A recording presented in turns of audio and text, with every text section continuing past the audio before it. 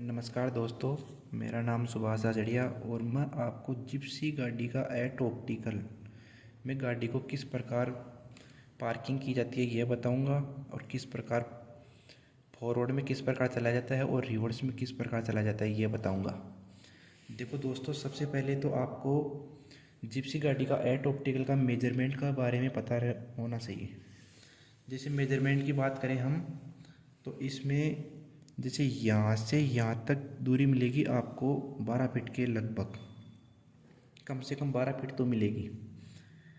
तो ये यहाँ से लेके यहाँ तक होगी 24, मतलब यहाँ से यहाँ तक इसकी त्रिज्या है 12, तो ये पूरी हो गई 24 फीट। इसी प्रकार इस गोले में भी ये यहाँ से यहाँ तक 12 और ये पूरी की बात करें तो ये है 24 फीट। और जैसे ये तो अंदर वाले गोले की हो गई, और अगर बाहर वाले गोले की बात करें तो यहाँ से यहाँ तक की दूरी भी आपको 12 फीट ही मिलेगी। इस प्रकार जैसे यहाँ से यहाँ तक 12 फीट, तो इसी गोले में यहाँ से यहाँ तक भी 12 फीट, मतलब पूरी यहाँ से यहाँ तक 24 फीट। और ये यहाँ से यहाँ तक बात करें तो ये भी 24 फीट।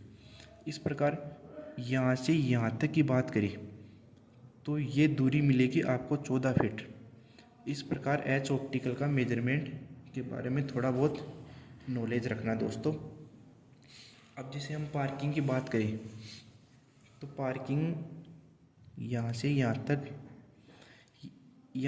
तक ये है पार्किंग पीछे वाली, इसको पार्किंग बोला जाता है। तो इस पार्किंग की लंबाई होगी, जैसे जिप्सी गाड़ी की टोटल चौड़ाई होती है 5 फीट, तो आपको उससे दुगनी पार्किंग मिलेगी। तो मतलब ये यहाँ से यहाँ तक हो गई 10 फीट के लगभग, मतलब आपको 10 फीट की जगह तो मिलेगी। इसलिए आप गाड़ी को अच्छी तरह पार्क कर दोगे। मतलब गाड़ी की लंबाई है 5 फीट और आपको पार्किंग के लिए मिलेगा 10 फीट। इस प्रकार जिप्सी गाड़ी का एट ऑप्टिकल का मेजरमेंट इस प्रकार है दोस्तों। अब इसके बाद में मैं आपको फॉरवर्ड में किस प्रकार जिप्सी को चला जाता है ये बताऊंगा। देखो दोस्तों, जैसे फॉरवर्ड की बात करें हम तो फॉरवर्ड में आपको गाड़ी, जैसे यहाँ पे गाड़ी खड़ी है जिप्सी, ये जिप्सी खड़ी है, तो आप इस साइड से भी पार कर सकते हो, इस साइड से पार कर सकते हो, दोनों तरीके सही है। इस प्रकार अगर आप इस साइड से पार करते हो तो थोड़ा आसान रहेगा, मतलब जैसे हम स्टीयरिंग की साइड से करते हैं, गाड़ी को फॉरवर्ड में चलाते हैं तो वो थोड़ा ठीक रहता है। लेकिन दोस्तों जैसा आपको अच्छा लगे उस साइड से गाड़ी को चलाना। आप अगर मेरी चीज़ मानो तो आपको इस साइड से गाड़ी को फॉरवर्ड चलाना है। अब देखो दोस्तों, फॉरवर्ड चलाने का तरीका ये है कि जैसे गाड़ी यहाँ से चल रही है तो यहाँ जाते जाते जाते आप इस गोले में चलो। इस गोले में एंट्री करने के बाद आपको आपके पास वाले मिरर में देखना है, मतलब इस साइड चल रहे हो तो आपको इस मिरर में देखना है।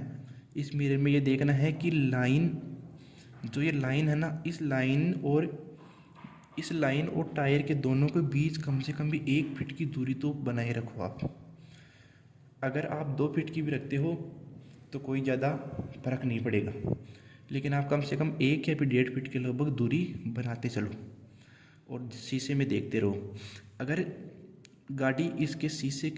गाड़ी लाइन के पास में आ रही है तो स्टीयरिंग को विपरीत काटना है, मतलब इस लाइन की तरफ काटना आपको और फिर चलते रहना। अगर लाइन से दूर जा रही है, मतलब लाइन से दूर जा रहा है गाड़ी, तो आपको वापस इसी साइड घुमाना है, मतलब बीच वाले गोले की तरफ स्टीयरिंग को घुमाना है और चलते रहो। चलते चलते आप जैसे यहाँ तक आ गए, यहाँ तक आने के बाद आपको गाड़ी को थोड़ा बहुत स्टीयरिंग को ढीला छोड़ना है, जिससे कि गाड़ी एकदम सीधी हो जाए।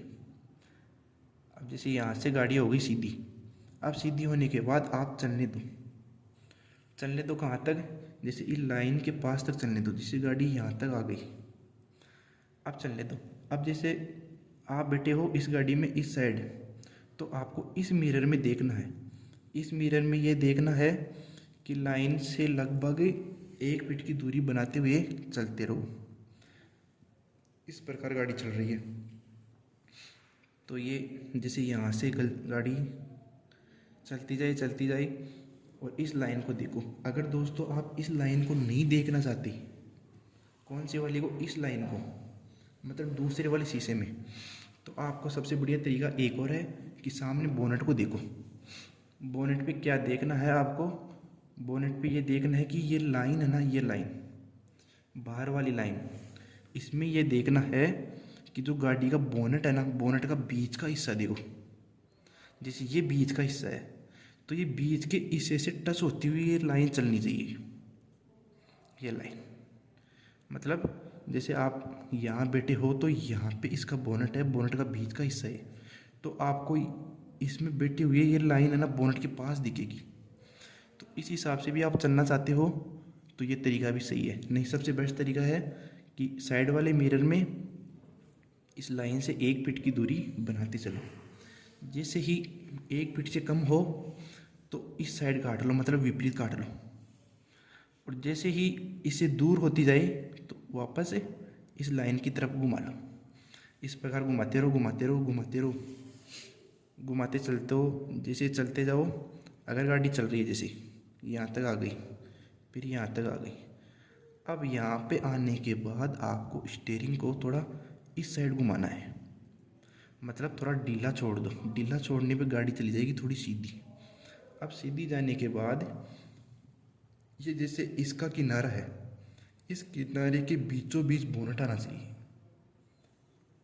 बोनट बीचों बीच आ जाए, उसके बाद में जैसे आपको गाड़ी यहाँ आ गई, ये गाड़ी आ गई बीचों बीच एकदम। अब बीचों बीच आने के बाद आपको ये पॉइंट देखना है, ये पॉइंट, और इन दोनों पॉइंटों को देखना है, फिर पीछे वाले को देखना है।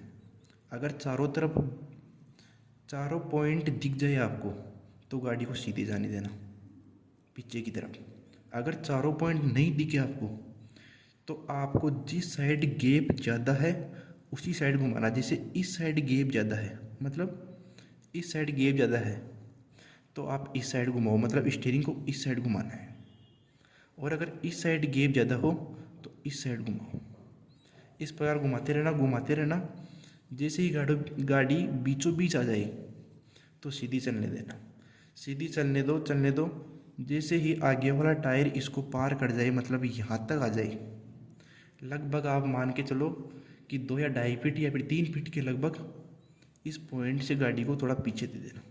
अगर 2 फीट भी देते हो तो सही पार्किंग मानी जाएगी, लेकिन आप इस लाइन, जो लाइन होगी ना यहाँ, इससे गाड़ी को बाहर मत निकाल देना।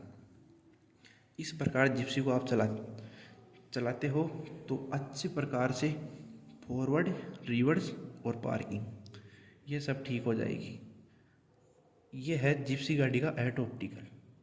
अगर दोस्तों अच्छा लगे तो कमेंट बॉक्स में बताना और बेल आइकन दबा देना, और अगर और भी अच्छा लगे तो सब्सक्राइब कर देना, लाइक कर देना दोस्तों।